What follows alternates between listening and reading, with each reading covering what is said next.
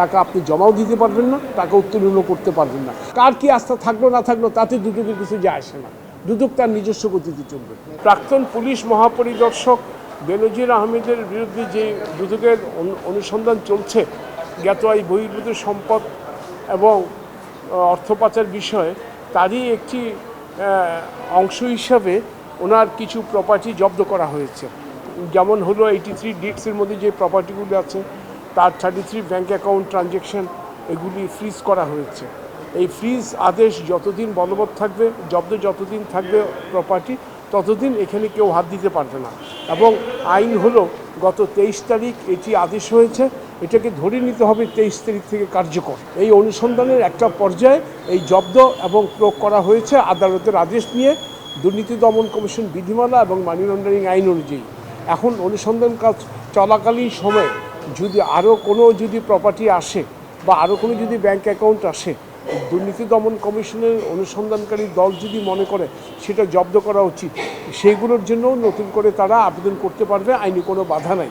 তো এখন এই অনুসন্ধানটা চলমানেরই একটি অংশ হলো আদালতে আবেদন এবং ফ্রিজ অর্ডারের আমাদের প্রেয়ার ছিল, যেটা আদালত সদয় হয়ে বিবেচনা করে আমাদেরকে দিয়েছে। আদালত একটা জায়গায় বলে দিয়েছে, এই ফ্রিজ আদেশ যদি আমি এখন না করি, পরবর্তীতে যদি এগুলো রাষ্ট্র বরাবরে বাজেয়াপ্ত হয়, তাহলে প্রপার্টি বেহাত হয়ে যেতে পারে। এবং সেটা আইনেও সেটা বলা আছে, যদি কমিশন মনে করে প্রসিকিউটিং এজেন্সি কোনো প্রপার্টি বেহাত হয়ে যেতে পারে। ওয়ালটন ফ্রিজ কিনে অনেকের মতো আপনিও হয়ে যেতে পারেন মিলেনিয়াল। সেরা পণ্যের সেরা অফার। এবং তার যদি অনুসন্ধান চলমান থাকে, তাহলে সে আদালতে গিয়ে ফ্রিজ আদেশ চাইতে পারবে।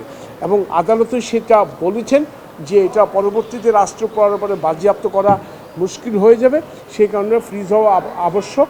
তবে সেখানে দুর্নীতি দমন কমিশন এখন এই ফ্রিজ অর্ডার এবং অ্যাটাচমেন্ট অর্ডার নিয়ে কাজ করছে এবং আরও অনেক কিছুই ডাটা অ্যানালাইসিস করছে, সাক্ষ্য গ্রহণ করছে, নথি তলব করেছে, দেখছে। এগুলো দেখে যদি ভবিষ্যতে আরও কিছু জব্দ করতে হয়, সেইভাবে আইনি প্রক্রিয়া এগুলো জব্দ করার জন্য আবেদন করবে। তবে সার্বিক চিত্র অনুসন্ধান শেষ না হওয়া পর্যন্ত এটা কিছুই বলা যাবে না। কারণ আইন হলো অনুসন্ধান শেষে অনুসন্ধানকারী দল একটি অনুসন্ধান রিপোর্ট দাখিল করবে কমিশনের কাছে। কমিশন সেই অনুসন্ধান রিপোর্ট যাচাই বাছাই করে ওনারা তখন সিদ্ধান্ত দেবেন মামলা হবে কি না।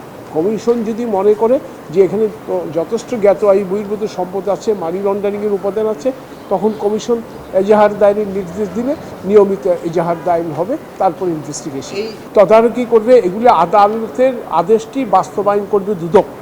এখন এই বাস্তবায়ন করতে গিয়ে যদি কোনো সমস্যায় পড়ে, সেটা আদালতকে অবহিত করবে দুদক। এবং যদি সমস্যায় না পড়ে, তাহলে টাইম টু টাইম আদালতের কাছে সে আবেদন করে বলবে কি অবস্থায় আছে। আর এরপরেও যদি কোনো ব্যাহত হওয়ার সম্ভাবনা থাকে, আদালতের কাছে সে রিসিভার অ্যাপয়েন্টমেন্ট চাইতে পারে। যদি মনে করে এটা এখন এই ফ্রিজ আদেশটা বা ক্লোক আদেশটা অনিরাপদ, তখন নর্মালি আমরা যেমন ডেস্টিনির মামলায় চেয়েছি, ঢাকার ডিএমপি পুলিশ কমিশনার রিসিভার ছিল, ঠিক এই ক্ষেত্রেও সেটা চাইতে পারে। তবে আমি মনে করি সেটা চাইবার এখনও সময় আসেনি, কারণ দুর্নীতি দমন কমিশন আদালতের আদেশ পাওয়ার সঙ্গে সঙ্গে এটার এক্সিকিউটিভ কাজ অলরেডি স্টার্ট হয়ে গেছে। আর ব্যাঙ্ক অ্যাকাউন্ট ফ্রিজ যেগুলো হয়ে গেছে সেগুলো ধার দেওয়া যাবে না, টাকা আপনি জমাও দিতে পারবেন না, টাকা উত্তোলনও করতে পারবেন না। যেভাবে আছে আপনি সেভাবেই থাকবেন। দ্যাট মিনস উনি একটা প্রেডিকশন, অনুমান করছে। আইনে অনুমানে কোনো কাজ হয় না। আইন তার নির্দিষ্ট গতিতে চলে, নিয়ম অনুযায়ী চলে, আইনের গতিতে চলে।